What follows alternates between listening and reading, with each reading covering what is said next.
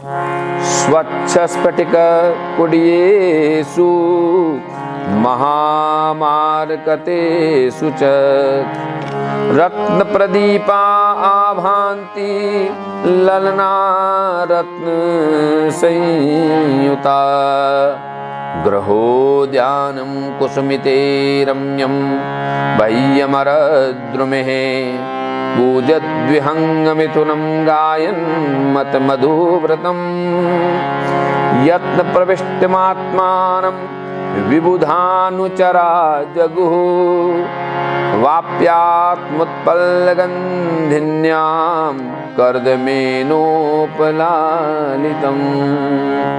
देखिए, स्वच्छ स्फटिक और महामरकतमणि की भीतों में रत्नों की बनी हुई रमणी मूर्तियों के सहित मणिमय दीपक जगमगा रहे थे। फूलों से लदे हुए अनेक दिव्य वृक्षों से सुशोभित था। अनेक प्रकार के पक्षियों का कलरव और मतवाले भौरों को गुंजार होता रहता था। जहाँ की कमल गंध से सुवासित बावनियों में करदम जी के साथ उन्होंने क्रीड़ाएं करी थी और देवहूति के चरित्र का गंधर्व भी गुणगान करते थे और इंद्र आदि भी इंद्राणियां भी उनके वैभव को प्राप्त करने की इच्छा रखती थी, किंतु पुत्र वियोग के कारण उन्होंने उस सब का त्याग हो गया और उनका मुख भी थोड़ा सा उदास हो गया था कि हित्वा तदीप्सित तमप्य अखंडल योषिताम किंची चकार वदनम पुत्र विश्लेषणास्तुरः वनम प्रवजिते पत्यावपत्य विरहातुरा ज्ञात तत्वाय भुनष्टि वत्से गौरव वत्सला। देखिए, पुत्र थे ना, तो पुत्र का ये जो मोह बहुत तकड़ा होता है, बहुत जोरदार होता है, भयंकर होता है। इसको छोड़ना कोई मजा, इसका छोड़ दिया तो मोक्ष हो गया। तो अब अंदर वो ध्यान करने लग गई। पुत्र चले गए, पति भी चले गए, अब बचा क्या? अब आत्मज्ञान संपन्न होकर भी ऐसी व्याकुलता हो गई जैसे बछड़े के बिछुड़ जाने से उसे प्यार करने वाली। आत्मज्ञान हो गया है, लेकिन और ऐसे महान पति और ऐसा महान पुत्र, तो वो जो वियोग था, वो वियोग उनको सहन नहीं हुआ और व्याकुल हो उठी। बताया, तमेव ध्यायति देवमत्य कपिलम हरिम बभूवा चरितो वत्स निस्पृहातादर्शी ग्रहे। हे विदुर, मैत्रेय जी कहते हैं कि अपने पुत्र कपिल देव रूप भगवान हरि का चिंतन करते करते कुछ दिनों में वह ऐश्वर्य संपन्न घर से भी उपरत हो गई। यानी कि अब घर की चीज़ों को देखती है, उनको अपने पुत्र की याद नहीं आती, पति की याद नहीं आती, उपरत हो गई। भोगों को भोगते हुए उनसे ऊब जाना है उपरत हो जाना। हो गया रोज वही घर गृहस्थी, उपरत हो गई। ध्यायति भगवद रूपम यदा हम ध्यान गोचरम सुतम प्रसन्न वदनम समस्त व्यस्त चिंतया।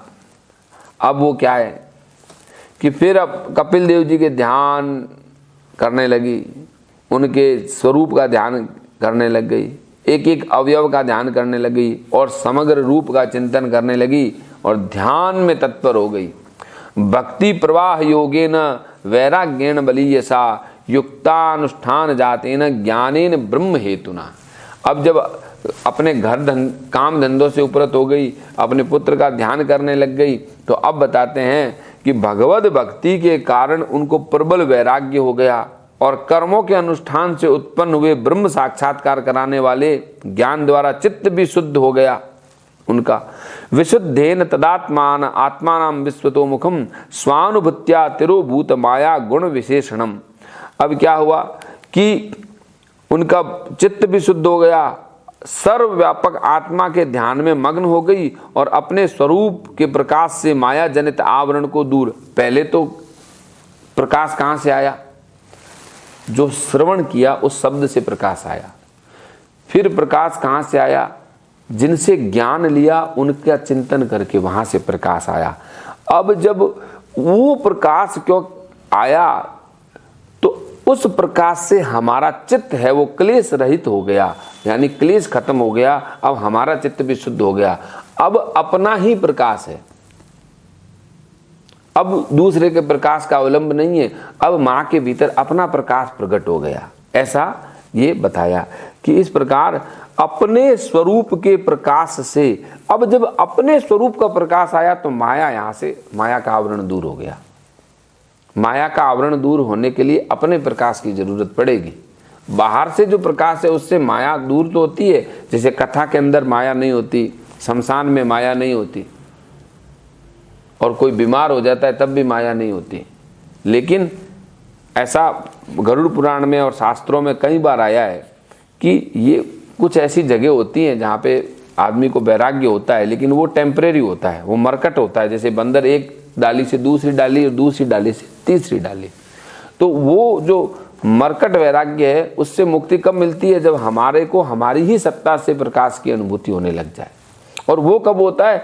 जब आप पहले श्रवण करें हैं, फिर जिनसे श्रवण मिला है उनका ध्यान किया है, उसके बाद जब कृपा हो गई। अब बताया कि विशुद्धेन तदात्मान आत्मानां विश्वतो मुखम स्वानुभूत्या तिरोभूत माया गुण विशेषणाम ब्रह्मण्य स्थित मतिर भगवत्याम संश्रये निर्वत् जीवा पतित्वा क्षीण क्लेशाप्त निर्वत्ति ही। इस प्रकार जीव के अधिष्ठान भूत पर ब्रह्म श्री भगवान में ही बुद्धि स्थित हो जाने से उनका जीव भाव निवृत्त हो गया और समस्त क्लेशों से मुक्त होकर परमानंद में निमग्न हो गई। जब जीव भाव समाप्त हो गया तो परम आनंद की प्राप्ति हो गई, परमानंद की प्राप्ति हो गई। नित्या रूढ़ समाधित्वात् परावर्त गुण भ्रमा न सस्मार्तदात्मानं स्वप्ने दृष्टि मिबोत्थितः। अब देखिए, परमानंद में निमग्न हो गए तो निरंतर समाधि में रहने के कारण विषयों के सत्यत्व की भ्रांति मिट गई और उन्हें अपने शरीर की भी सुध नहीं रही। जैसे जागे हुए पुरुष को स्वप्न की याद नहीं रहती है। तदेह परत पोषोप्य कृष चाभ्य संभवात बभो मलेरवच्छन्न सधूम इव पातक। उनके शरीर का पोषण भी दूसरों के द्वारा होता था। किसी भी प्रकार का मानसिक क्लेश नहीं होता तो वो उसको शरीर में दुर्बलता नहीं हुई, उसका तेज भी निखर गया और मैल के कारण धूम युक्त अग्नि के समान सुशोभित होने लगा।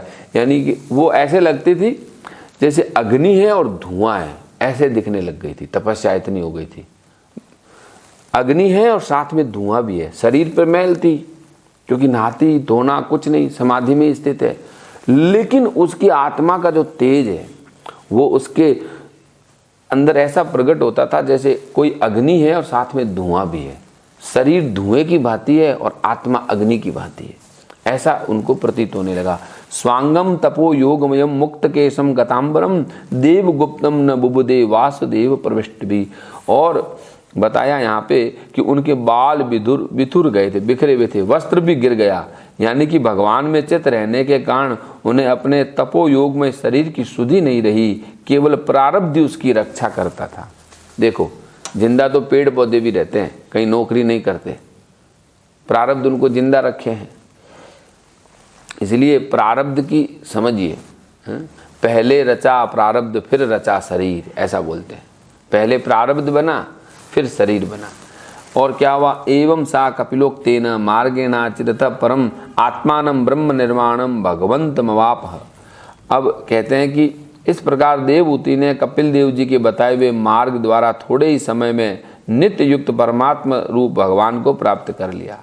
अब थोड़े ही समय में तद्विर रासित पुण्यतम क्षेत्रम त्रैलोक्य विस्तृतम नामना सिद्धि पदम यत्र सा संसिद्धि मुपेयुषी।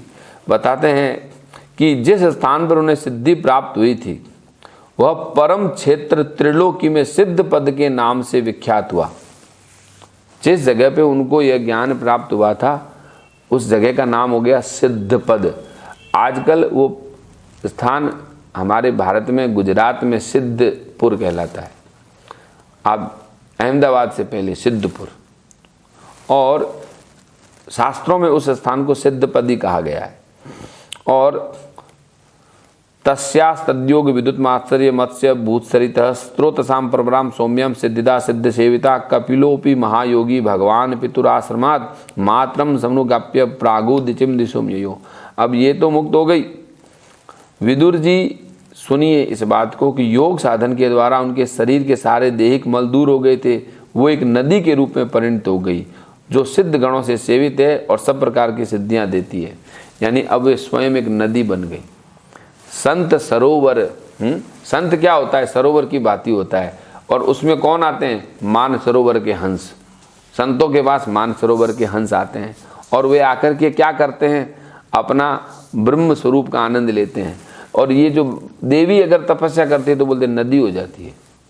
वैसे भी जो स्त्री होती है वो नदी के समान ही होती है। जिस घर में स्त्री नहीं है उस घर का प्रवाह यानी वंश वृद्धि रुक गई, क्योंकि स्त्री नहीं है। तो पुरुष तो सरोवर है, स्त्री नदी है।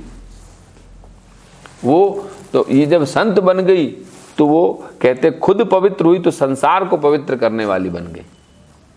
सारे संसार उनसे पवित्र होने लग गया।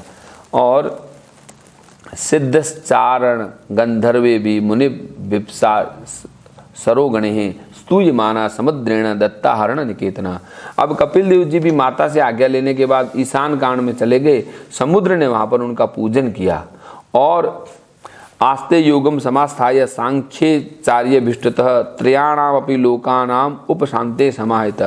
जब समुद्र ने वहां उनका पूजन किया वे भी समाधि में स्थित हो गए। जब कपिल मुनि समुद्र में जाके समाधि में स्थित हुए, सिद्ध चारण गंधर्व अप्सरा गण उनकी स्तुति करने लगे और सांख्य के आचार्य गण भी उनका स्तवन करने लगे।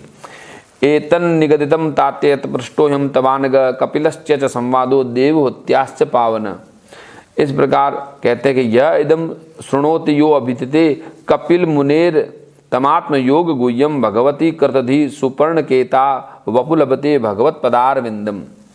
हे विदुर जी, तुमने पूछा तो मैंने यह भगवान कपिल और देवभूति का परम पवित्र संवाद सुनाया और सृष्टि का रहस्य भी।